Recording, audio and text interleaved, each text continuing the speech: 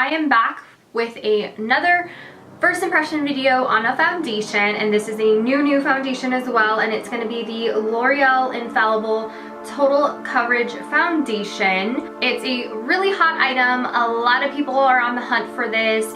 I didn't even see it on L'Oreal's website. I actually purchased mine and found mine at Face Value, which is a like sub store of Bed Bath & Beyond. Check that store out if you're on the hunt for this guy, or stay tuned to watch my review and first impression on this foundation to see if it is worth all the hype. And yeah, so if you guys want to see my first impression, then keep on watching. First thing I'm going to do is read the claims and things like that before I do the application. So I could not find anywhere, not on the L'Oreal's website, nothing about this foundation. I can't really go based off what like the website claims or anything like that. I'm just gonna read it right off the packaging. This says that it's a weightless full coverage foundation. It's a natural finish, wears up to 24 hours. The coverage is high, and then the texture of it is air light. So it's meant for your face and body. Ultra lightweight, seamless coverage. That is exactly what the package says. I love the packaging for the Infallible foundations because it's just like a squeeze tube, super sanitary, easy to use. I prefer these over like a pump or anything like that because it's just easy to travel with.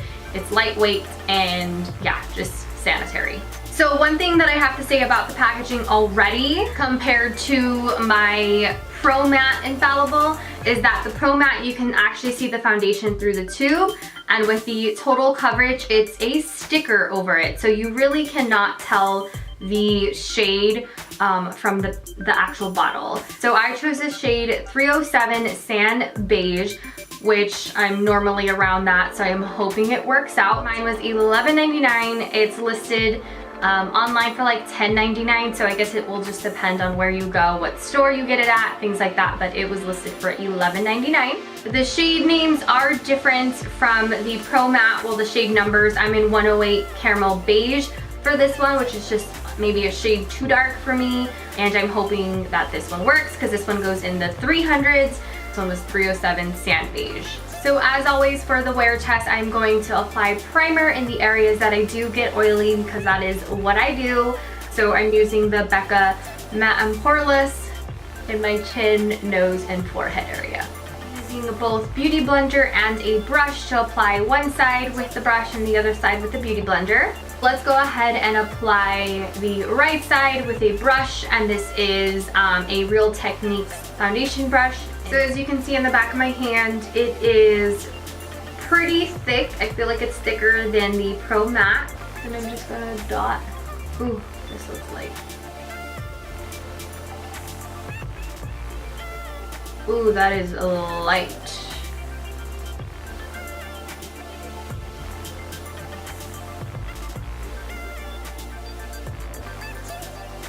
I'm gonna make it work, but that's really light. So the texture seems pretty moussey, and maybe because it's really light, the coverage doesn't seem to be total coverage as it claims. It seems like it's set already. I'm just going to apply a second layer just in this area where I normally have like breakouts or like scarring, things like that. Okay, now moving on to the Beauty Blender side. I really don't think that this foundation is going to be good with the Beauty Blender because of how thick and moussey it is, but we'll see. I literally am like 50 shades lighter. Oh my gosh, I can't even. Oh gosh,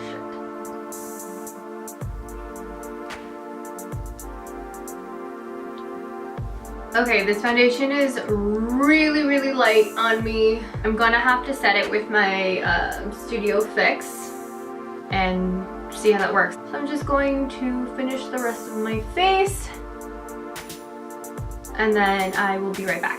I didn't want to set this foundation, but I have to because it's a little too light. And I'm gonna take my MAC Studio Fix powder foundation to set my entire face so I can bring some color back into my skin because it's so light. And I do set my foundation sometimes with this powder if I do. I just don't do it on a daily basis. I normally just set my foundation when I'm going out or on the weekends when I'm working, or a more dramatic look. So we'll just do that. And it's already looking so much better.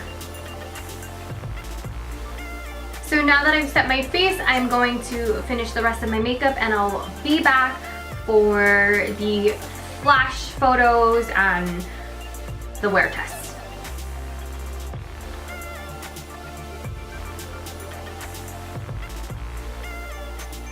Finished with the rest of my face, and now that I have a lot of bronzer on and contour and stuff like that, it doesn't seem as light. In person, it's not too bad. Like, it matches my neck. It's just a little bit lighter than my neck, but not too bad. As of right now, I do like how the foundation looks. It looks really good on camera and it looks pretty good in person as well. But I do like it so far. Here's a closer look of the foundation. Like, you can still see some of my scars. So far, I do really like the foundation. I did not like it at all once I applied it on. Of course, it being too light, I didn't like the moussey texture of it, and I didn't like how the coverage was looking. Especially since it's a total coverage foundation. It is currently 2 o'clock. I actually go to work today and I won't be off until 11. I will be back later on tonight to do a final check-in, so stay tuned for that. And it is currently 10:40, and I just got home and I was like, let me go film this real quick. So I've had the foundation on for over 8 hours now, and let's just go ahead and go into what I think about the foundation. It's really oily in my nose, my lip area. Overall, looking at the foundation, it does not look too well after 8 hours. For a foundation that claims to be a 24-hour total coverage foundation, after 8 hours, not looking too good. I don't think the coverage was all there as well, not for something that's claiming to be a completely total full coverage. It also claimed that it was lightweight, which I do not agree with because I could feel it on my face. I feel like I look like a complete grease ball looking up close.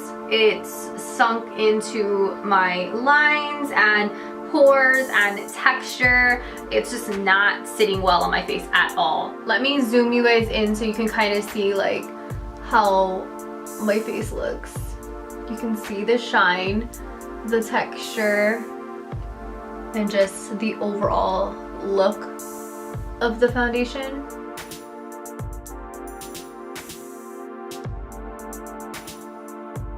So my final thoughts, if you couldn't tell by my final check-in, I don't like this foundation. It's obviously too light for me, but that was my fault. The way that it applied on the face was very, like, it was too moussey and too whipped. The coverage was so-so, and just the overall, like, wear of it isn't the best. For the price, the hype of the product, like, it is just not worth it. You can find amazing drugstore products. I love the L'Oreal Pro Matte foundation. Like, that one is amazing. The coverage is amazing. Everything. Like, I don't have anything bad to say about that foundation. So if you are oily, try that one out. If you're dry, try the Pro Glow. For this one, I'm not a fan of it. I give it 2 thumbs down.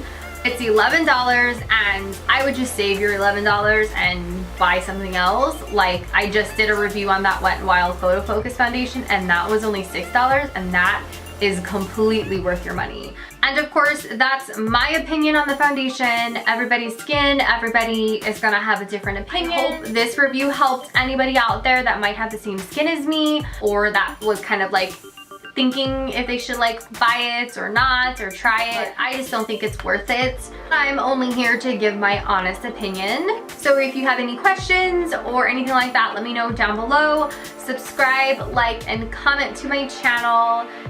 Hi to all the new subbies that I got.